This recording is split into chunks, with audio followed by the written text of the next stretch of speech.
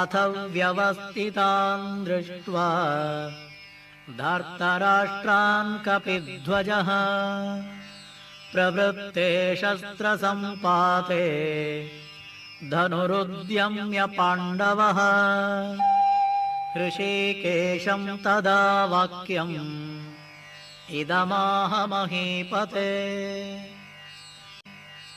अर्जुन उवाच सेनयोरुभयोर्मध्ये रथं स्थापयमेच्युत यावदेतान्निरीक्षेऽहं योद्धुकामानवस्थितान् कैर्मया सह योद्धव्यम् अस्मिन् रणसमुद्यमे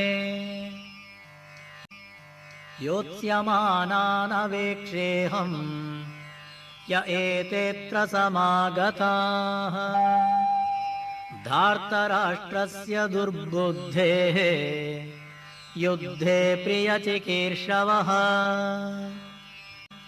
सञ्जय उवाच एवमुक्तो हृषीकेशः गुडाकेशेन भारत सेनयोरुभयोर्मध्ये स्थापयित्वा रथोत्तमम् भीष्मद्रोणप्रमुखतः सर्वेषां च महीक्षितान् उवाच पार्थ पश्येतान् समवेतान् कुरूनिति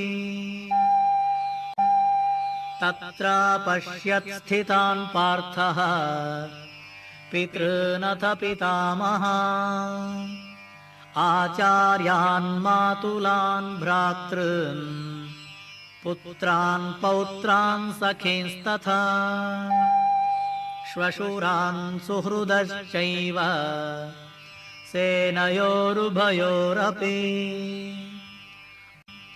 तान् समीक्ष स कौन्तेयः सर्वान् बन्धूनवस्थितान्